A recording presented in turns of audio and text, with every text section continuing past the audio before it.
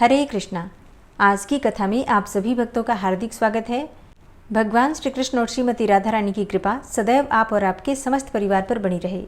और अब भगवान श्री विष्णु का ध्यान करके आज की पावन कथा का प्रारंभ करते हैं। कल के अध्याय में आपने सुना नर्मदा नदी के अवतरण की कथा। दोस्तों, क्या आप जानते हैं कि नर्मदा नदी के पति कौन हैं? मतलब नर्मदा नदी जब धरती पर आई तो इसके बाद उनका विवाह किसके साथ हुआ, उनके पति का नाम क्या है? नहीं जानते हैं तो भी परेशान होने की आवश्यकता नहीं है, क्योंकि आज की कथा में आप ये सारा वृतांत सुनने वाले हैं। मार्कंडेय जी कहते हैं कि हे राजन, क्षत्रिय कुल में उत्पन्न पुरुकुत्सु नामक राजा महान यशस्वी हो गए हैं। उन्होंने पहले 1 सहस्त्र वर्षों तक महादेव जी की आराधना की। उनकी तपस्या से संतुष्ट होकर महादेव जी ने पूछा कि हे राजन, तुम कौन सा वर चाहते हो? राजा ने कहा कि हे देव, नर्मदा नाम से प्रसिद्ध परम सौभाग्यशालिनी नदी है, उसे आप इस भूतल पर उतारें। महादेव जी बोले कि हे राजन, इसे ना मांगकर कोई दूसरा वरदान मांगो। अब इतना सुनते ही वे महाभाग क्षत्रिय पुरुकुत्सु मूर्छित होकर पृथ्वी पर गिर पड़े। यह देखकर शिवजी ने कहा कि हे राजन, तुम स्वस्थ हो जाओ। मैं सरिताओं में श्रेष्ठ नर्मदा को मर्त्यलोक में उतारता हूँ। तदनंतर महादेव जी के कहने पर पर्यंक नामक पर्वत ने महानदी नर्मदा के वेग को धारण करना स्वीकार किया। राजा और देवताओं के साथ देवी नर्मदा बड़े वेग से चली और पर्यंक पर्वत की चोटी पर होती हुई उस स्थान पर पहुंची जहां पर पूर्व काल में राजा पृथु ने अश्वमेध यज्ञ किया था। वहीं एक बांस के मूल भाग से महानदी नर्मदा निकली। उस समय सब देवता, गंधर्व, यक्ष, मरुत, अश्विनी कुमार, पिशाच, राक्षस, नाग और तपोधन ऋषि, ये सब लोग अर्घ्य और पादे से पूजन करके नर्मदा जी की शरण में प्राप्त हुए और बोले कि आज हम लोगों का जन्म सफल हुआ, हमारी तपस्या भी सफल हो गई। हे देवी, यहाँ तुम्हारा दर्शन करके हम सब देवता कृतार्थ हो गए। हम उसी को पुरुष मानते हैं जिसने नर्मदा जी को यहाँ उतारा है। हे नर्मदे, तुम अपने हाथ से देवताओं का स्पर्श करो, जिससे हम सब लोग पवित्र हो जाएं। यह सुनकर नर्मदा बोली कि अब तक मैं कुमारी हूँ, मेरा पति नहीं है, अतः मैं देवगणों का स्पर्श नहीं कर सकती। नर्मदा का यह उत्तर पाकर देवता चिंता से व्याकुल हो उठे और बोले कि हे देवी, तुम्हारे समान रूप और गुण से संपन्न उत्तम वर कहाँ से प्राप्त हो सकता है? जिसने तुम्हें इस लोक में प्रकट किया है वही तुम्हारा पति हो। पूर्व काल में ब्रह्मा जी के शाप से समुद्र मर्त्यलोक में जाकर राजा पुरुकुत्सु के रूप में उत्पन्न हुआ है। वह इक्ष्वाकु कुल के आनंद को बढ़ाने वाला है। वह देवतुल्य क्षत्रिय पुरुकुत्सु तुम्हारे लिए श्रेष्ठ वर हो। नर्मदा बोली कि जिनमें इस प्रकार देवत्व हैं, जिनकी समस्त प्रजा धर्म में स्थित है, उन महात्मा पुरुकुत्सु के लिए और क्या कहा जा सकता है। स्वयंभू ब्रह्मा जी के मानस पुत्र जिस प्रकार धर्मनिष्ठ बताए गए हैं, उसी प्रकार ये पुरुकुत्सु भी सब धर्मों के पालन में तत्पर हैं। अतः मैं इनको पति के रूप में स्वीकार करती हूँ। तब राजा पुरुकुत्सु बोले कि हे नर्मदे, तुम देव कन्या हो, मुझ पर कृपा करो, जिससे कि मेरे पितर स्वर्ग को जाएं और मेरा भी महान यश हो। नर्मदा ने कहा, हे राजेंद्र, ऐसा ही होगा।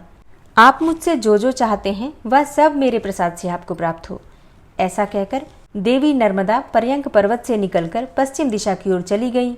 वे धनुष से छूटे हुए बाण की भांति पृथ्वी को विदीर्ण करती हुई और पर्वत शिखरों को तोड़ती फोड़ती हुई बड़े वेग से चली जा रही थी। उस समय विंध्य पर्वत के प्रदेश में वे जहाँ जहाँ गई वहाँ स्नान किया जाता है। वहाँ तीर्थ वर्जित स्थान में भी स्नान करने पर सहस्त्रों गंगा स्नान का फल प्राप्त होता है। तदनंतर वेदज्ञ ऋषियों ने सुख का विस्तार करने वाली लोक पावनी महादेवी नर्मदा का स्तवन किया। वेद धर्म के मूल हैं, स्मृतियाँ फूल और फल हैं। अग्निहोत्र पारायण पुण्यात्मा द्विज उस फल का उपभोग करते हैं, परंतु वे भी नर्मदा को स्वर्ग की सीढ़ी समझकर उसका सेवन करते हैं। जहाँ जहाँ भगवान शिव के शुभ मंदिर के समीप पुण्यमयी नर्मदा विद्यमान है, वहाँ नर्मदा नदी के स्नान का फल 1,00,000 गंगा स्नान के समान होता है। अग्निहोत्र से जो पुण्य होता है और पितरों के श्राद्ध से जो फल प्राप्त होता है, वह सब नर्मदा के जल से ही उपलब्ध हो जाता है। नर्मदा के नाम का कीर्तन करना और उसके संगम तीर्थ में दान देना, इसके समान दूसरी कोई वस्तु नहीं है। जो बुद्धिमान प्रातःकाल उठकर नर्मदा नदी का स्नान करते हैं, उनका पहले जन्म का और इस जन्म का किया हुआ पाप नष्ट हो जाता है। कोई भी मनुष्य यदि नर्मदा में जहाँ कहीं भी स्नान कर लेता है, उसका किया हुआ 100 जन्मों का पाप तत्काल ही नष्ट हो जाता है। जो नर्मदा के तट पर मृत्यु को प्राप्त होता है वह भगवान शंकर के स्वरूप को प्राप्त होता है। जहाँ नर्मदा नहीं है वहाँ पापों का प्रायश्चित करने की प्रेरणा की जाती है, परंतु नर्मदा जल प्राप्त होने पर तो प्रायश्चित की आवश्यकता ही नहीं रह जाती है। विंध्यगिरि पर्वत के 8 मानस पुत्र बताए गए हैं, जिनमें पर्यंक प्रथम है। उसे सब पर्वतों में श्रेष्ठ जानना चाहिए। नर्मदा के 150 स्रोत कहे गए हैं। आधे कोस के तृतीय भाग अर्थात 587 गज की चौड़ाई में उसकी धारा बहती है, ऐसा विज्ञ पुरुषों ने बताया है। हे युधिष्ठिर, परमेश्वरी नर्मदा ने देवताओं और मनुष्यों के हित के लिए स्वयं ही अपने आप को धारण किया है। वे समस्त सरिताओं में श्रेष्ठ हैं और संपूर्ण जगत को तारने के लिए ही यहाँ अवतीर्ण हुई हैं। उनके तट पर स्वर्ग और मोक्ष दोनों ही स्थित हैं। मार्कंडेय जी आगे कहते हैं कि नर्मदा के उत्तर अनंतपुर नामक एक स्थान है, जहाँ सब पापों का हरण करने वाला अनंत सिद्धि नामक लिंग है। उस अनंतपुर में ही वैश्रवण तीर्थ, कौबेर तीर्थ, घनद तीर्थ, मणिभद्र तीर्थ और यज्ञ तीर्थ हैं, जो परम पवित्र, सर्वलोक प्रसिद्ध, मनोवांछित फल देने वाले तथा मोक्षदायक हैं। वहीं ऋषियों के परम पवित्र आश्रम भी हैं, जो सर्वदेवमय एवं शुभ हैं, जहाँ सावर्णी, कौशिक, अघमर्षण, शाकल्य, कुशाकर्ण्य, शरभंग, अग्निगर्भ ये तथा और भी बहुत से उत्तम व्रत का पालन करने वाले महर्षि रहे थे, जो तपस्या करके इस नर्मदा तीर्थ के महात्म्य से स्वर्गलोक को प्राप्त हुए हैं। ऋषियों में श्रेष्ठ वाल्मीकि जी ने भी इसी तीर्थ के प्रभाव से ब्रह्म तेज से संपन्न शरीर प्राप्त किया था। इक्ष्वाकु, कुवल्याश्य, दिलीप, नहुष, वेणु, राजा ययाति, अजपाल और है ये तथा अन्य भी बहुत से राजाओं ने अनंतपुर में निवास किया है। इस अनंतपुर के क्षेत्र में ही नर्मदा के तट पर जो भगवान महेश्वर निवास करते हैं, उनका विधि पूर्वक पूजन करके वे सभी नरेश स्वर्गलोक को प्राप्त हुए हैं। अनंतपुर में सप्तर्षि तीर्थ, सप्त सारस्वत तीर्थ, अमर्त्य संभवलिंग, अरण्यकेश्वर लिंग, अघौघ नाशन तीर्थ, कल्मशापह तीर्थ, पंच ब्रह्ममय तीर्थ, सहस्त्र शीर्षा महादेव, वाराह तीर्थ, वामन तीर्थ, यम तीर्थ, सौरभंग तीर्थ, सहस्त्राश्वमेघ तीर्थ, हिरण्यगर्भ तीर्थ, सावित्र तीर्थ और चातुर्वेद तीर्थ ये सभी तीर्थ संपूर्ण लोकों को पवित्र करने वाले और श्रेष्ठ हैं। पर्यंक पर्वत से पश्चिम जहाँ तक अनंतपुर का क्षेत्र है वह परम शुभ है। इसके भीतर जिनकी मृत्यु होती है वे दान धर्म से रहित हों तो भी 14 इंद्रों के समय तक स्वर्गलोक में प्रतिष्ठित होते हैं। तदनंतर द्वीपेश्वर नामक उत्तम तीर्थ है, जो व्यास तीर्थ कहलाता है। वहाँ स्नान करके मनुष्य अश्वमेध यज्ञ का फल पाता है। वह इच्छानुसार उत्तम फल देने वाला श्रेष्ठ तीर्थ है। द्वीपेश्वर में स्नान करके जो वृषभ दान करता है अर्थात बैल दान करता है, वह सुवर्णमय विमान से स्वर्गलोक में जाता है। जो मनुष्य कार्तिक के कृष्ण पक्ष की चतुर्दशी तिथि को उपवास करके इंद्रियों को संयम में रखते हुए वहां भगवान शिव को स्नान कराता है, वह सब पापों से मुक्त होकर रुद्रलोक में सम्मानित होता है। ब्रह्मा आदि संपूर्ण देवता और तपोधन ऋषि व्यास तीर्थ में जाकर भावितात्मा भगवान शंकर की स्तुति करते हैं। दूसरे भी जो सिद्ध, गंधर्व, किन्नर और नाग आदि हैं, वे नाना प्रकार के स्तोत्रों से भगवान शंकर का स्तवन करते हुए कहते हैं कि जिनके हाथ में शक्ति है, जिनके समान शक्तिशाली वीर दूसरा कोई नहीं है, वे समस्त देवताओं द्वारा आराधित और पूजित सुरश्रेष्ठ भगवान भूतनाथ, जिसको चाहे ऊंचा उठा सकते हैं और जिसे चाहे अवनति में डाल सकते हैं, जिनके एक बाण से त्रिपुर भस्म कर दिया गया, जिनके ललाटवर्ती नेत्र द्वारा देखने मात्र से कामदेव भस्म हो गया, और जिन्होंने अपने श्रेष्ठ त्रिशूल से अंधकासुर को चीर डाला, उनके साथ कौन विरोध कर सकता है। जिन्होंने अपनी जटा के अग्रभाग में जल राशि की उत्ताल तरंगों से संयुक्त गंगा जी को धारण कर रखा है, जिनके चरणारविंद के अंगुष्ठ का तनिक सा दबाव पाकर लंकापति रावण मूर्छित होकर गिर पड़ा था, जिन्होंने समस्त देवताओं और असुरों के समक्ष दक्ष के यज्ञ का क्षण भर में विध्वंस कर डाला था, जिनके लिंगमय विग्रह के पूजन से मनुष्य मनोवांछित फल प्राप्त करता है, उन भगवान शंकर के समान या उनसे बढ़कर दूसरा कौन देवता है, जो विधि पूर्वक महादेव जी की आराधना करके यस्यास्ति शक्ति इत्यादि स्तोत्र का प्रातःकाल प्रयत्नपूर्वक पाठ या फिर स्मरण करता है, वह भगवान शंकर का पार्षद होता है। जो इस स्तोत्र का महादेव जी के समीप पाठ करता है, उसके ऊपर व्यासेश्वर शिव तथा नर्मदा दोनों ही प्रसन्न होते हैं। तदनंतर उत्तम व्रत का पालन करने वाले मुनियों तथा व्यास जी ने नर्मदा तट पर पितरों का श्राद्ध किया और यहाँ श्राद्ध करने से पितृगण 12 वर्षों तक तृप्त रहते हैं। मार्कंडेय जी कहते हैं कि हे राजन, व्यास तीर्थ के अतिरिक्त एक दूसरा परम पुण्यमय तीर्थ भी है जो सब पापों का नाश करने वाला है। वहाँ अश्वमेध यज्ञ से प्रकट हुई वरांगना नदी बहती है। वहाँ नर्मदा और वरांगना के संगम में स्नान करने से अश्वमेध यज्ञ करने का फल मिल जाता है। स्त्री हो या पुरुष, सभी वहाँ स्नान करने से रोग मुक्त हो जाते हैं। त्रिपुरी के पूर्व भाग में दक्षिण दिशा की ओर सब लोगों पर अनुग्रह करने के लिए भगवान शंकर विराजमान है। अतः विद्वान पुरुष उसे शिव क्षेत्र कहते हैं। सूर्य ग्रहण के समय इस शिव क्षेत्र को कुरुक्षेत्र के समान बताया गया है। कुरुक्षेत्र में 85 तीर्थ हैं और यहाँ भी उतने ही हैं। इस क्षेत्र में देवेश्वर भगवान मधुसूदन भी उत्प्लावर्त नाम से निवास करते हैं, जिनके सहस्त्रों मस्तक हैं। भगवान श्रीहरि, महादेव जी और तीसरी नर्मदा नदी, ये तीनों इस क्षेत्र के परम आराध्य देवता हैं। हे राजन, इंद्र आदि देवता भी नर्मदा नदी की महिमा का क्या वर्णन कर सकते हैं। वहाँ स्नान करने से मनुष्य का फिर इस संसार में जन्म नहीं होता। उक्त स्थान में देवदेव महादेव के पूजन से मनुष्य गणपति पद को प्राप्त होता है। उस तीर्थ में प्रकट हुए शंख चक्र गदाधारी भगवान विष्णु की ब्रह्मा इंद्र आदि देवताओं द्वारा उपासना की जाती है। श्री विष्णु के क्षेत्र में मृत्यु को प्राप्त हुए कीट पतंग भी हरिधाम को चले जाते हैं। मनुष्य अपने वश में हो या परवश, जो संगम तीर्थ में प्राण त्याग करता है वह 10,000 वर्षों तक विद्याधर लोक में राजा होता है। हे युधिष्ठिर, जो यहाँ तिल और जल से पितरों का तर्पण करता है और उन्हें पिंड दान करता है, उसके पितर तृप्त होकर परम गति को प्राप्त होते हैं। एकादशी को निराहार रहकर गंध और पुष्पों से भगवान विष्णु का पूजन करें। रात में जाग कर दीप जलावें। फिर द्वादशी को पंचगव्य लेकर हविष्यान्न से पारण करें। पारण के पूर्व ब्राह्मणों को भोजन कराकर दक्षिणा दें। जो मनुष्य पवित्र एवं एकाग्रचित्त होकर उस क्षेत्र में ओम नमो भगवते वासुदेवाय इस द्वादशाक्षर मंत्र का जप करता है, वह फिर गर्भ में नहीं आता और ना उसका कभी जन्म ही होता है, और वह अपने अनेकों जन्मों के भयंकर पापों को उसी प्रकार तत्काल भस्म कर देता है जैसे कि आग रुई के ढेर और सूखे काठ को जला देती है। पूर्व काल में महादेव जी ने संपूर्ण लोकों पर अनुग्रह तथा समस्त देवताओं का हित करने के लिए पवित्र जल के भंवर में अवतार लिया था। उस स्थान में भगवान शिव के 28 स्वयंभू लिंग हैं।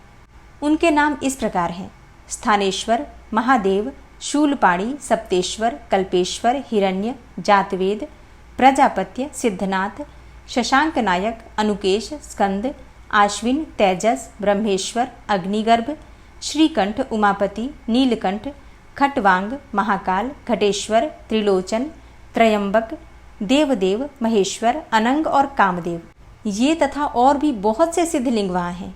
हे महाभाग युधिष्ठिर, तदनंतर नर्मदा के उत्तर तट पर परम उत्तम कपिला तीर्थ है, जो सब पापों को हरने वाला है। पुरुष हो या स्त्रियां, यदि वे जितेंद्रिय होकर उस तीर्थ में स्नान करने के पश्चात देवताओं और पितरों का तर्पण करते हैं, तीनों प्रकार के ऋणों से मुक्त हो जाते हैं। उस तीर्थ में ब्राह्मणों को भोजन कराकर मनुष्य परम गति को प्राप्त होता है।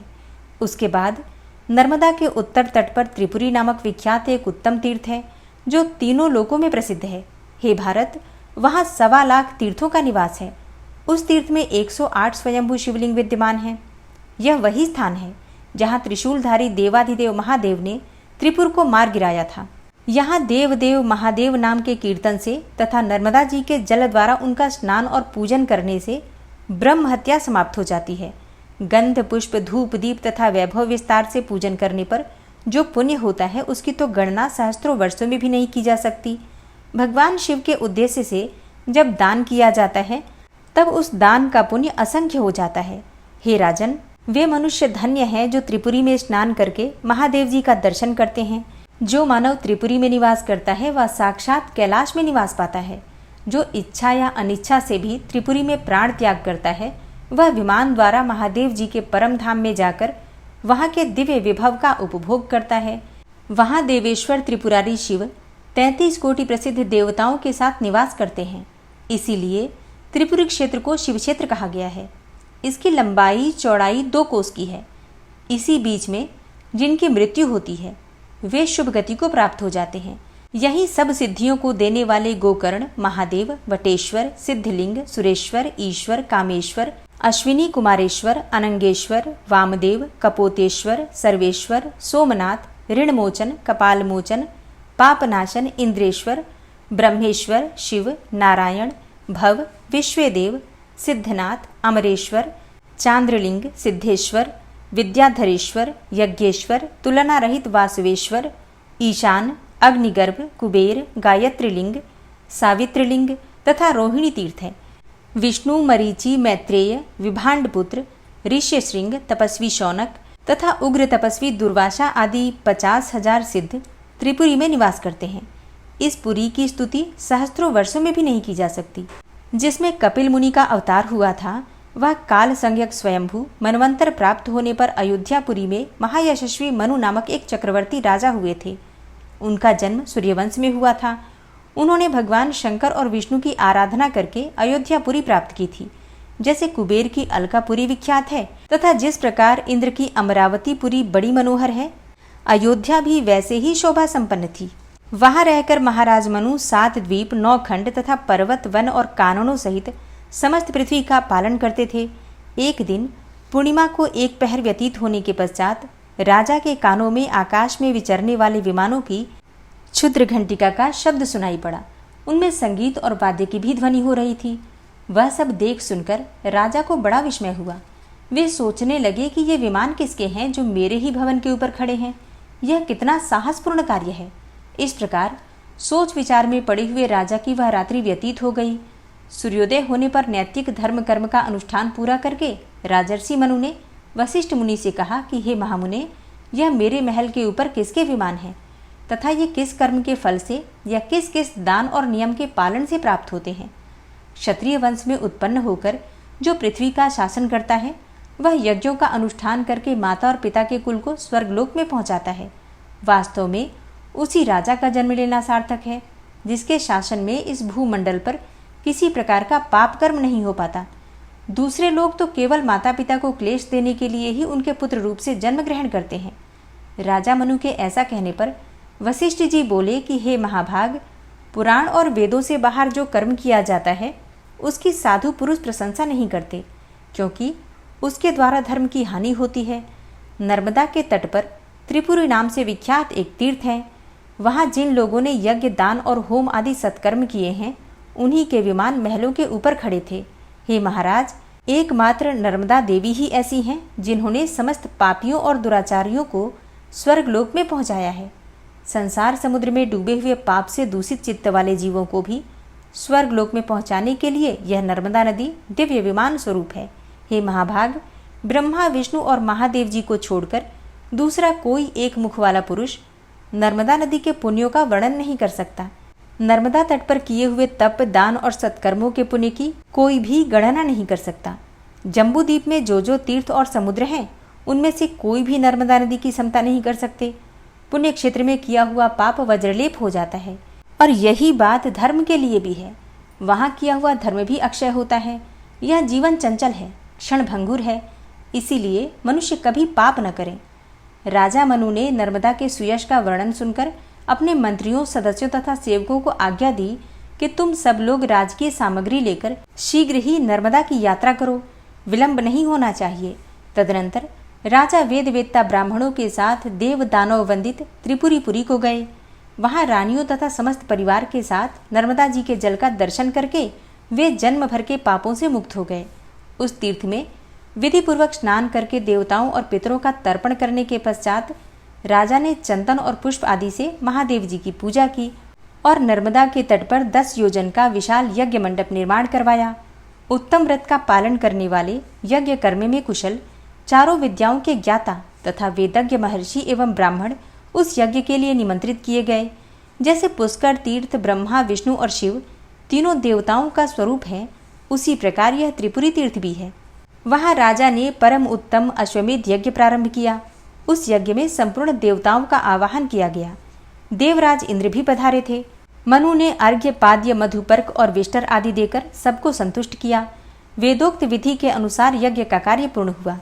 ब्राह्मणों को वैभव के अनुसार दक्षिणा देकर प्रसन्न किया गया। देवता, पितर और मनुष्य सभी तृप्त होकर परम गति को प्राप्त हो गए। ब्रह्मा, विष्णु और शिव राजा को वरदान देकर अपने अपने लोक में गए। इस तीर्थ में किया हुआ तप और दान सब कुछ अक्षय होता है। इस प्रकार महातेजस्वी महाराज मनु का यज्ञ जब पूरा हो गया तब उन्होंने हाथ जोड़कर नर्मदा से कहा, हे देवी, केवल सहस्त्रों चांद्रायण और सैकड़ों सोमयाग का जो फल होता है वह तुम्हारे जल का पान करने मात्र से होने वाले पुण्य की समता नहीं कर सकता।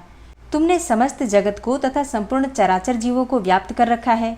जैसे आग रुई के ढेर को जला देती है, उसी प्रकार तुम्हारा जल स्नान, अवगाहन, पान, स्मरण और कीर्तन करने से मनुष्य के अनेकों जन्मों की पाप राशि को भस्म कर देता है। हे देवी, तुम पितरों के हित की कामना से स्वर्ग की सीढ़ी बनकर आई हो। चारों प्रकार के जीवों को स्वर्ग लोक में पहुंचाओ। हे नर्मदे, लोक में जो कोई भी नदियां और नाना प्रकार के तीर्थ हैं, उन सबकी जननी तुम ही हो। तुम पितरों का उद्धार करने वाली पराशक्ति हो। जैसे सूर्य और चंद्रमा का प्रभाव सब जीवों पर समान रूप से पड़ता है, जैसे बादल अन्न के पौधों और घासों पर समान रूप से जल की वर्षा करते हैं, उसी प्रकार तुम संपूर्ण विश्व पर समान रूप से स्नेह रखने वाली गौरवमयी माता हो। हे शुभे, ब्रह्मा और बृहस्पति जी सहस्त्रों वर्षों तक लगे रहने पर भी तुम्हारे गुणों का पूर्णतया वर्णन करने में समर्थ नहीं है। अमित तेजस्वी मनु के द्वारा किए हुए इस स्तवन को सुनकर परम सौभाग्यशालिनी नर्मदा देवी बोली कि हे महाभाग, मैं तुम पर बहुत प्रसन्न हूँ। तुम कोई मनोवांछित वर मांगो। तब महादेवी नर्मदा को नमस्कार करके राजा ने कहा कि हे देवी, तुम संपूर्ण जगत को पवित्र करो और अयोध्या प्रदेश में अनेकों नदियां प्रकट हो जाएं। देवलोक में गंगा आदि अनेकों सरिताएं बहती हैं, ऐसा सुना जाता है। वे सब इस भूलोक में भी जिस प्रकार उतर आवे वैसा उपाय करो। तब नर्मदा बोली कि हे नृपश्रेष्ठ, त्रेता के प्रथम भाग में तुम्हारे कुल में भगीरथ नाम से विख्यात एक राजा होंगे। वे इस लोक में गंगा जी को लेकर आएंगे। त्रेता के द्वितीय भाग में इस भारतवर्ष के भीतर कालिंदी, सरस्वती, सरयू तथा महाभागा, गंडकी आदि नदियां भी प्रकट हो जाएंगी। तुम्हारे वंश में उत्पन्न भगीरथ के ही नाम पर सरिताओं में श्रेष्ठ गंगा जी भागीरथी कहलाएंगी। भागीरथी के ही समान उनका दूसरा नाम जानवी भी होगा। उक्त सभी नदियां कन्याद्वीप में प्रसिद्धि को प्राप्त होंगी। हरे कृष्णा। आज की कथा का यहीं पर समापन करती हूँ। उम्मीद करती हूँ यह कथा आपको पसंद आई होगी। ऋषियों ने पूछा, हे सूत जी, जब इस प्रकार राजा वेन की उत्पत्ति ही महात्मा पुरुष से हुई थी, तब उन्होंने धर्ममय आचरण का परित्याग करके पाप में कैसे मन लगाया? सूत जी बोले, वेन की जिस प्रकार पापाचार में प्रवृत्ति हुई वह सब बातें मैं तुम्हें बता रहा हूँ, तुम ध्यानपूर्वक सुनो। धर्म के ज्ञाता प्रजापालक राजा वेन जब शासन कर रहे थे, उस समय कोई पुरुष छद्मवेश धारण किए उनके दरबार में आया। उसका नंग धड़ंग रूप, विशाल शरीर और सफ़ेद सिर था। वह बड़ा कांतिमान जान पड़ता था। कांख में मोरपंख की बनी हुई मार्जनी अर्थात ओघा दबाए और एक हाथ में नारियल का जलपात्र अर्थात कमंडलू धारण किए वह वेद शास्त्रों को दूषित करने वाले शास्त्र का पाठ कर रहा था। और जहाँ महाराज वेन बैठे हुए थे, उसी स्थान पर वह बड़ी उतावली के साथ पहुंचा। उसे आया देखकर वेन ने पूछा, आप कौन हैं जो ऐसा अद्भुत रूप धारण किए यहाँ आए हुए हैं? मेरे सामने सारी बातें बिल्कुल सच सच बताइए। वेन का वचन सुनकर उस पुरुष ने उत्तर दिया, तुम इस प्रकार धर्म के पचड़े में पड़कर जो राज्य चला रहे हो वह सब व्यर्थ है। तुम बड़े मूढ़ जान पड़ते हो। मेरा परिचय जानना चाहते हो तो सुनो। मैं देवताओं का परम पूज्य हूँ। मैं ही ज्ञान, मैं ही सत्य और मैं ही सनातन ब्रह्म हूँ। मोक्ष भी मैं ही हूँ। मैं ब्रह्मा जी के देह से उत्पन्न सत्य प्रतिज्ञ पुरुष हूँ। मुझे जिन स्वरूप जानो, सत्य और धर्म ही मेरा कलेवर है। ज्ञान पारायण योगी मेरे ही स्वरूप का ध्यान करते हैं। वेन ने पूछा, आपका धर्म कैसा है और आपका शास्त्र क्या है तथा आप किस आचार का पालन करते हैं, ये सब बातें बताइए। जिन बोला, जहाँ अरहंत देवता, निर्ग्रंथ गुरु और दया को ही परम धर्म बताया गया है, वही मोक्ष देखा जाता है। यही जैन दर्शन है, इसमें तनिक भी संदेह नहीं है। अब मैं अपने आचार बतला रहा हूँ, तुम ध्यानपूर्वक सुनो। मेरे मत में यजन, याजन और वेदाध्ययन नहीं है। संध्योपासन भी नहीं है। तपस्या, दान, स्वधा अर्थात श्राद्ध और स्वाहा अर्थात अग्निहोत्र का भी परित्याग किया गया है। हव्य कव्य आदि की भी आवश्यकता नहीं है। यज्ञ यागादि क्रियाओं का भी अभाव है। पितरों का तर्पण, अतिथियों का सत्कार तथा बलि वैश्वदेव आदि कर्मों का भी विधान नहीं किया गया है। केवल अरहन का ही ध्यान उत्तम माना गया है। जैन मार्ग में प्रायः ऐसे धर्म का ही आचरण दृष्टिगोचर होता है। प्राणियों का यह शरीर 5 तत्वों से ही बनता है और परिपुष्ट होता है। आत्मा वायु स्वरूप है, अतः श्राद्ध और यज्ञ आदि क्रियाओं की कोई आवश्यकता ही नहीं है। जैसे पानी में जल जंतुओं का समागम होता है तथा जिस प्रकार बुलबुले पैदा होते हैं और विलीन हो जाते हैं, उसी प्रकार संसार में समस्त प्राणियों का आवागमन होता रहता है और अंतकाल आने पर वायु रूप आत्मा शरीर को छोड़कर चला जाता है और पंच तत्व 5 भूतों में मिल जाते हैं। फिर मोह से मुग्ध मनुष्य परस्पर मिलकर मरे हुए जीव के लिए श्राद्धादि पारलौकिक कृत्य करते हैं। मोहवश छवाह तिथि को पितरों का तर्पण करते हैं। भला मरा हुआ मनुष्य कहाँ रहता है?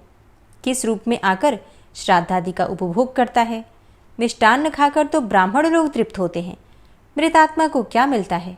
इसी प्रकार दान की भी आवश्यकता नहीं जान पड़ती। दान क्यों दिया जाता है? दान देना उत्कृष्ट कर्म नहीं समझना चाहिए। यदि अन्न का भोजन किया जाए तो इसी में उसकी सार्थकता है। यदि दान ही देना हो तो दया का दान देना चाहिए। दया परायण होकर प्रतिदिन जीवों की रक्षा करनी चाहिए। ऐसा करने वाला पुरुष चांडाल हो या शूद्र, उसे ब्राह्मण ही कहा गया है। दान का भी कोई फल नहीं है, इसलिए दान नहीं देना चाहिए। जैसा श्राद्ध वैसा दान, दोनों का एक ही उद्देश्य है, केवल भगवान, जिनका बताया हुआ धर्म ही भोग तथा मोक्ष प्रदान करने वाला है। मैं तुम्हारे सामने उसी का वर्णन करता हूँ। वह बहुत पुण्यदायक है। पहले शांत चित्त से सब पर दया करनी चाहिए, फिर हृदय से, मन के शुद्ध भाव से चराचर स्वरूप एकमात्र जिनकी आराधना करनी चाहिए, उन्हीं को नमस्कार करना उचित है। हे नृप श्रेष्ठ वेन, माता पिता के चरणों में भी कभी मस्तक नहीं झुकाना चाहिए, फिर औरों की तो बात ही क्या है। वेन ने पूछा, ये ब्राह्मण तथा आचार्यगण गंगा आदि नदियों को पुण्य तीर्थ बतलाते हैं। इनका कहना है कि ये तीर्थ महान पुण्य प्रदान करने वाले हैं। इसमें कहाँ तक सत्य है, यह भी बताने की कृपा कीजिए। जिन बोला, महाराज, आकाश से बादल एक ही समय पर जो पानी बरसाते हैं, वह पृथ्वी और पर्वत सभी स्थानों में गिरता है। वही बहकर नदियों में एकत्रित होता है और वहां से सर्वत्र जाता है। नदियां तो जल बहाने वाली हैं ही, उनमें तीर्थ कैसा? सरोवर और समुद्र सभी जल के आश्रय हैं। पृथ्वी को धारण करने वाले पर्वत भी केवल पत्थर की ही राशि हैं। इनमें तीर्थ नाम की कोई वस्तु नहीं है। यदि समुद्र आदि में स्नान करने से सिद्धि मिलती है तो मछलियों को सबसे पहले सिद्ध हो जाना चाहिए, पर ऐसा देखा नहीं जाता। हे राजेंद्र, एकमात्र भगवान जिन ही सर्वमय हैं, उनसे बढ़कर न कोई धर्म है न तीर्थ। संसार में जिन ही सर्वश्रेष्ठ हैं, अतः उन्हीं का ध्यान करो, इससे तुम्हें नित्य सुख की प्राप्ति होगी। इस प्रकार उस पुरुष ने वेद, दान, पुण्य तथा यज्ञ रूप समस्त धर्मों की निंदा करके अंग कुमार राजा वेन को पाप के भावों द्वारा बहुत कुछ समझाया बुझाया। उसके इस प्रकार समझाने पर वेन के हृदय में पाप भाव का उदय हो गया। वेन उसकी बातों से मोहित हो गया। उसने उसके चरणों में प्रणाम करके वैदिक धर्म तथा सत्य धर्म आदि क्रियाओं को त्याग दिया। पापात्मा वेन के शासन में संसार पापमय हो गया और उसमें सब तरह के पाप होने लगे। वेन ने वेद, यज्ञ और उत्तम धर्मशास्त्रों का अध्ययन बंद करा दिया। उसके शासन में ब्राह्मण लोग न दान कर पाते थे और न स्वाध्याय। इस प्रकार धर्म का सर्वथा लोप हो गया और सब ओर महान पाप छा गया। वेन अपने पिता अंग के मना करने पर भी उनकी आज्ञा के विपरीत ही आचरण करता था। वह दुरात्मा न पिता के चरणों में प्रणाम करता था और न माता के। वह पुण्य तीर्थ स्नान और दान आदि भी नहीं करता था। उसके महायशस्वी पिता ने अपने भाव और स्वरूप पर बहुत काल तक विचार किया, किंतु किसी तरह उनकी समझ में यह बात नहीं आई कि वेन पापी कैसे हो गया। तदनंतर एक दिन सप्तर्षि अंगकुमार वेन के पास आए और उसे आश्वासन देते हुए बोले, वेन, दुस्साहस न करो, तुम यहाँ समस्त प्रजा के रक्षक बनाए गए हो। यह सारा जगत तुम पर ही अवलंबित है। धर्म अधर्म रूप संपूर्ण विश्व का भार तुम्हारे ही ऊपर है। अतः पाप कर्म छोड़कर धर्म का आचरण करो। सप्तर्षियों के यो कहने पर वेन हंसकर बोला, मैं ही परम धर्म हूँ और मैं ही सनातन देवता अरहन हूँ। धाता, रक्षक और सत्य भी मैं ही हूँ। मैं परम पुण्यमय सनातन जैन धर्म हूँ। ब्राह्मणों, मुझ धर्म रूपी देवता का ही तुम लोग अपने कर्मों द्वारा भजन करो। ऋषि बोले, हे राजेंद्र, ब्राह्मण, क्षत्रिय और वैश्य ये 3 वर्ण द्विजाति कहलाते हैं। इन सभी वर्णों के लिए सनातन श्रुति ही परम प्रमाण है। समस्त प्राणी वैदिक आचार से ही रहते हैं और उसी से जीविका चलाते हैं। राजा के पुण्य से प्रजा सुखपूर्वक जीवन निर्वाह करती है और राजा के पाप से उसका नाश हो जाता है। इसलिए तुम सत्य का आचरण करो। यह जैन धर्म सत्ययुग, त्रेता और द्वापर का धर्म नहीं है। कलयुग का प्रवेश होने पर ही कुछ मनुष्य इसका आश्रय लेंगे। जैन धर्म ग्रहण करके सब मनुष्य पाप से मोहित हो जाएंगे। वे वैदिक आचार का त्याग करके पाप बटोरेंगे। भगवान श्री गोविंद सब पापों के हरने वाले हैं। वे ही कलयुग में पाप का संहार करेंगे। पापियों के एकत्रित होने पर म्लेच्छों का नाश करने के लिए साक्षात भगवान श्री विष्णु ही कल की रूप में अवतीर्ण होंगे, इसमें तनिक भी संदेह नहीं है। अतः वेन, तुम कलयुग के व्यवहार को त्याग दो और पुण्य का आश्रय लो। वेन ने कहा, ब्राह्मणों, मैं ज्ञानियों में श्रेष्ठ हूँ। विश्व का ज्ञान मेरा ही ज्ञान है। जो मेरी आज्ञा के विपरीत बर्ताव करता है वह निश्चय ही दंड का पात्र है। पाप बुद्धि राजा वेन को बहुत बढ़ चढ़कर बातें करते देखकर ब्रह्मा जी के पुत्र महात्मा सप्तर्षि कुपित हो उठे और उनके शाप के भय से वेन एक बांबी में घुस गया। किंतु वे ब्रह्मर्षि उस क्रूर पापी को वहां से बलपूर्वक पकड़ लाए और क्रोध में भरकर राजा के बाएं हाथ का मंथन करने लगे। उससे एक नीच जाति का मनुष्य पैदा हुआ जो बहुत ही नाटा, काला और भयंकर था। वह निषादों और विशेषतः म्लेच्छों का धारण पोषण करने वाला राजा हुआ। तत्पश्चात ऋषियों ने दुरात्मा वेन के दाहिने हाथ का मंथन किया। उससे महात्मा राजा पृथु का जन्म हुआ, जिन्होंने वसुंधरा का दोहन किया था। उन्हीं के पुण्य प्रसाद से राजा वेन धर्म और अर्थ का ज्ञाता हुआ। हरे कृष्णा। आज की कथा का यहीं पर समापन करती हूँ और इससे आगे का वृतांत आप कल की कथा में सुनेंगे। उम्मीद करती हूँ आज की कथा आपको जरूर पसंद आई होगी।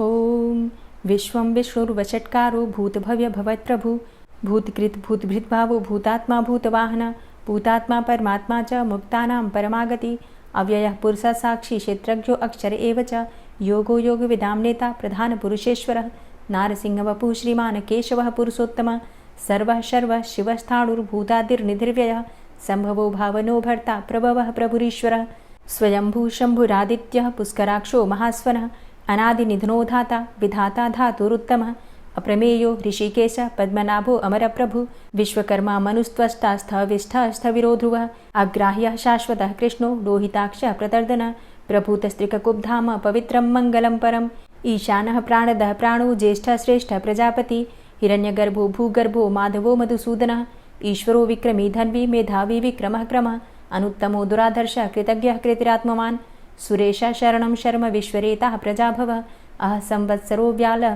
प्रत्ययः सर्वदर्शनः अज सर्वेश्वर सिद्ध सिद्धे सर्वादिर्च्युत वृषाकपिर्मेयात्मा सर्वयोगविनिश्रितः वसुर्वसुमना सत्य समात्मा संमितः सम अमोघ पुण्डरीकाक्षो वृषकर्मा वृषाकृतिः रुद्रो बहुशिरा बभ्रुर्विश्वयोनिः शुचिश्रवः अमृतः शाश्वतस्थाणुर्वरारोहो महातपः सर्वगः सर्वविद्भानुर्विश्वक्सेनो जनार्दनः वेदो वेदविद्व्यङ्गो वेदाङ्गो वेदवित्कविः लोकाध्यक्ष सुराध्यक्षो धर्माध्यक्ष कृताकृत चतुरात्मा चतुर्व्यूहश्चतुर्द्रष्टश्चतुर्भुजः भ्राजेष्णुर्भोजनं भोक्ता सहिष्णुर्जगदाति च अनघो विजयो जेता विश्वयोनिः पुनर्वसु उपेन्द्रो वामनः प्रांशुर्मोघः शुचिरुर्जिता अतीन्द्रः संग्रहः सर्गो धृतात्मा नियमो यमः वेद्यो वैद्यः सदा योगी वीरः माधवो मधु अतीन्द्रियो महामायो महोत्साहो महाबलः महाबुद्धिर्महावीर्यो महाशक्तिर्महाद्युतिः अनिर्देश्य वपुः श्रीमान् मेयात्मा महाधृतिर् महिश्वासो महीभर्ता श्रीनिवासः सतां गति अनिरुद्ध सुरानंदो गोविंदो गोविंदांपति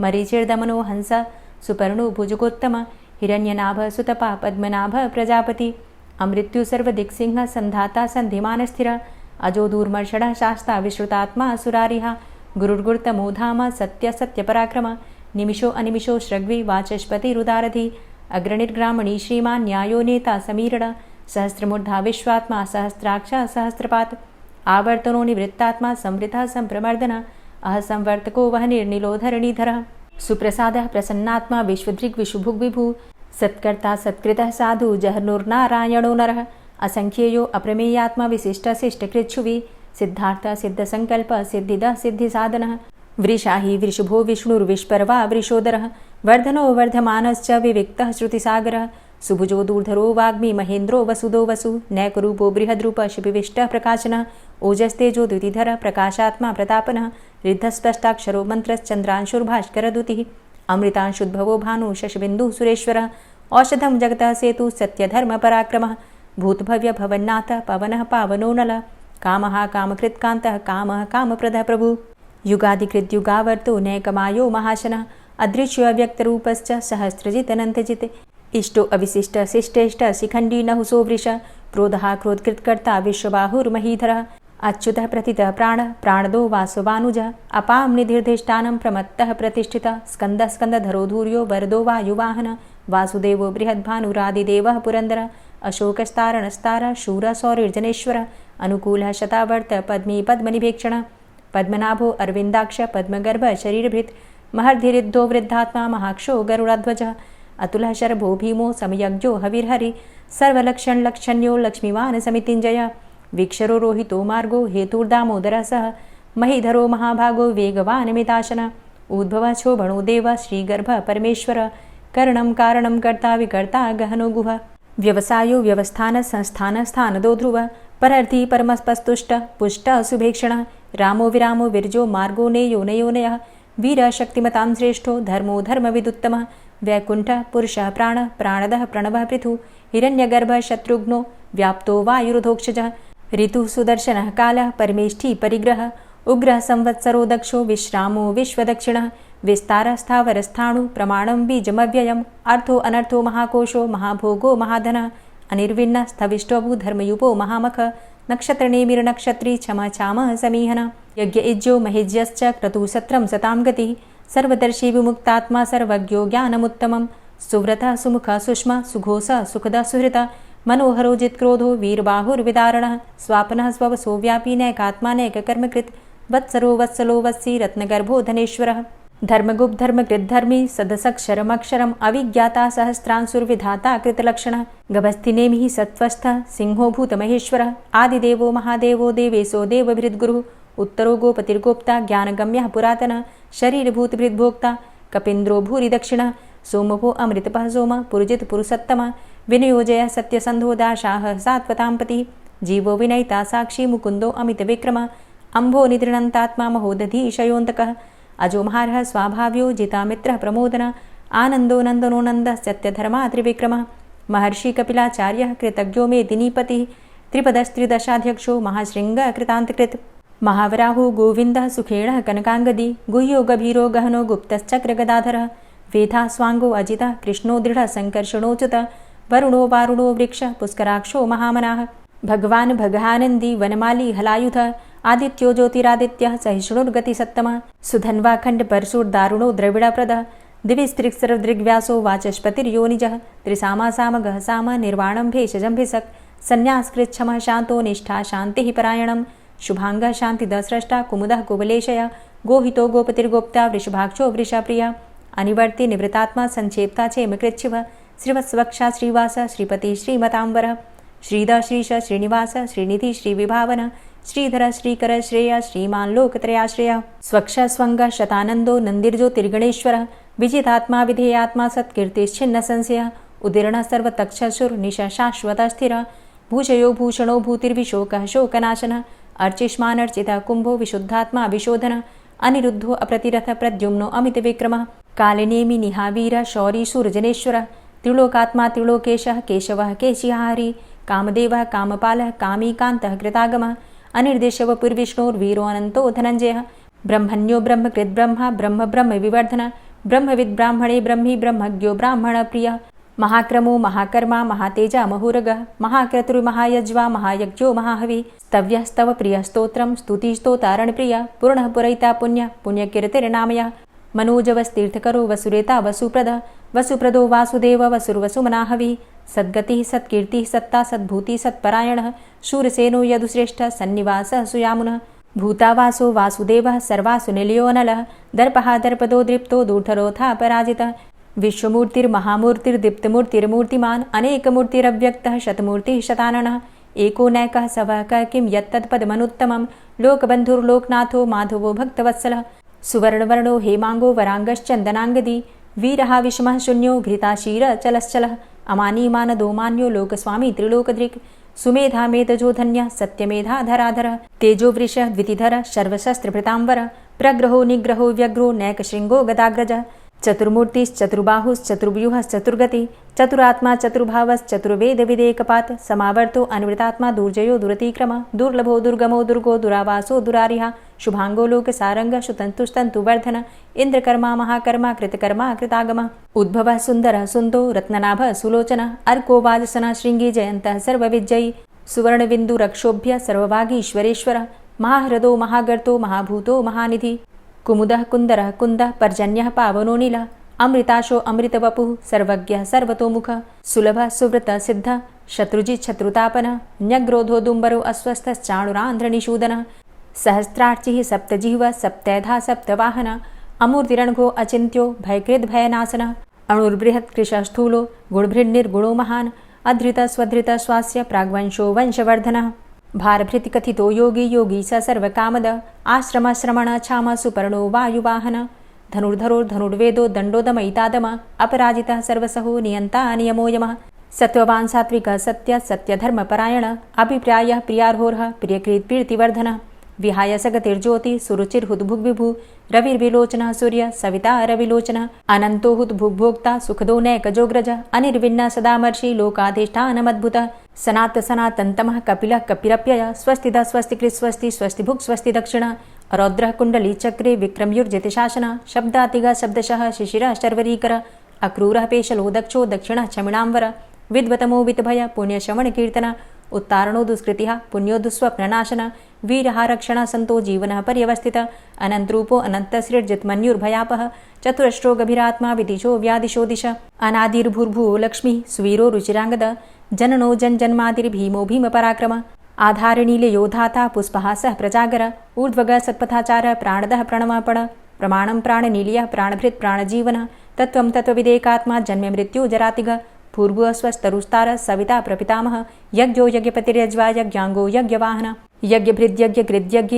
यज्ञभुग्यज्ञसाधन यज्ञान्तिकृद्यज्ञ गुह्यमन्यमन्नादेव च आत्मयोनिः स्वयं जातो वैखानः सामगायन देवकीनन्दन स्रष्टा क्षितिसः पापनाशन शङ्खभृन्नन्दकी चक्री शारङ्गधन्वा गदाधरः रथाङ्गपाणिरक्षोभ्य सर्वप्रहरणायुध ओम नमः इति। और अब आप सुनेंगे श्री तुलसी चालीसा। श्री तुलसी महारानी करु विनय सिरनाय, जो मम हो संकट विकट दीजे मात नशाय। नमो नमो तुलसी महारानी, महिमा अमित न जाए बखानी। दियो विष्णु तुमको सन्माना, जग में छायो सुयस महाना। विष्णु प्रिया जय जयति भवानी, तिहु लोक की हो सुख खानी। भगवत पूजा करे जो कोई, बिना तुम्हारे सफल न होई। जिन घर तव नहीं होय निवासा, उस घर कर ही विष्णु नहीं बासा। करें सदा जो तव नित सुमिरन, तेहि के काज होय सब पूरन। कार्तिक मास महात्म तुम्हारा, ताको जानत सब संसारा। तव पूजन जो करे कुंवारी, पावे सुंदर वर सुकुमारी। करे जो पूजा नित प्रति नारी, सुख संपत्ति से होय सुखारी। वृद्धा नारी करे जो पूजन, मिले भक्ति होवे पुलकित मन। श्रद्धा से पूजे जो कोई, भवनिधि से तर जावे सोई। कथा भागवत यज्ञ करावे, तुम बिन नहीं सफलता पावे। छायो तब प्रताप जग भारी, ध्यावत तुम्हीं सकल चित धारी। तुम्ही मात यंत्रन तंत्रन में, सकल काज सिद्धि होवे क्षण में। औषधि रूप आप हो माता, सब जग में तव यश विख्याता। देव ऋषि मुनि और तपधारी, करत सदा तव जय जयकारी। वेद पुराणन तव यश गाया, महिमा अगम पार नहीं पाया। नमो नमो जय जय सुख कारणि, नमो नमो जय दुख निवारणी। नमो नमो सुख संपत्ति देनी, नमो नमो अघ काटन चेनी। नमो नमो भक्तन दुख हरणी, नमो नमो दुष्टन मद छेनी। नमो नमो भव पार उतारणी, नमो नमो परलोक सुधारणी। नमो नमो निज भक्त उबारणी, नमो नमो जन काज सवारणी। नमो नमो जय कुमति नशावनी, नमो नमो सब सुख उपजावनी। जयति जयति जय तुलसी माई, ध्याऊं तुमको शीश नवाई। निज जन जानि मोहि अपनाओ, बिगड़े कारज आप बनाओ। करूं विनय मैं मात तुम्हारी, पूर्ण आशा करहु हमारी। शरण चरण कर जोरी मनाऊं, निश दिन तेरे ही गुण गाऊं। करहु मात अब मोह पर दाया, निर्मल होए सकल मम काया। मांगू मातु यही बर दीजे, सकल मनोरथ पूर्ण कीजे। जानू नहीं कछु नेम आचारा, क्षमहु मातु अपराध हमारा। 12 मास करे जो पूजा, तासम जग में और नहीं दूजा। प्रथम ही गंगा जल मंगवावे, फिर सुंदर स्नान करावे। चंदन अक्षत पुष्प चढ़ावे, धूप दीप नैवेद्य लगावे। करें आचमन गंगा जल से, ध्यान करे हृदय निर्मल से। पाठ करे फिर 40 की, स्तुति करे मात तुलसा की। यह विधि पूजा करे हमेशा, ताके तन नहीं रहे कलेशा। करे मास कार्तिक का साधन, सोवे नित पवित्र हुई जाहि। है यह कथा महासुखदाई, पढ़े सुने सो भव तर जाई। यह श्री तुलसी 40 पाठ करे जो कोय, गोविंद सो फल पावही, जो मन इच्छा होय। तुलसी 40 संपूर्ण। और अब आप सुनेंगे तुलसी महारानी की आरती। तुलसी महारानी नमो नमो, हरि की पटरानी नमो नमो। तुलसी महारानी नमो नमो, हरि की पटरानी नमो नमो। धन्य तुलसी पूर्ण तप कीनो, धन्य तुलसी पूर्ण तप कीनो। शालिग्राम की बनी पटरानी नमो नमो। तुलसी महारानी नमो नमो, हरि की पटरानी नमो नमो। जाके पत्र मंजरी कोमल, जाके पत्र मंजरी कोमल। श्रीपति कमल चरण लपटानी नमो नमो, हरि की पटरानी नमो नमो। तुलसी महारानी नमो नमो। धूप दीप नैवेद्य आरती, धूप दीप नैवेद्य आरती। पुष्पन की वर्षा बरसानी नमो नमो, हरि की पटरानी नमो नमो। तुलसा महारानी नमो नमो। 56 भोग 36 व्यंजन, 56 भोग 36 व्यंजन। बिन तुलसा हरि एक न मानी नमो नमो। तुलसी महारानी नमो नमो, हरि की पटरानी नमो नमो। सभी सखी मैया तेरो यश गावे, सभी सखी मैया तेरो यश गावे। भक्ति दान दीजे महारानी नमो नमो। तुलसा महारानी नमो नमो, हरि की पटरानी नमो नमो। नमो नमो तुलसा महारानी, नमो नमो तुलसी महारानी। तुलसी महारानी नमो नमो, हरि की पटरानी नमो नमो। तुलसी महारानी नमो नमो, हरि की पटरानी नमो नमो। प्रेम से बोलिए तुलसी मैया की जय।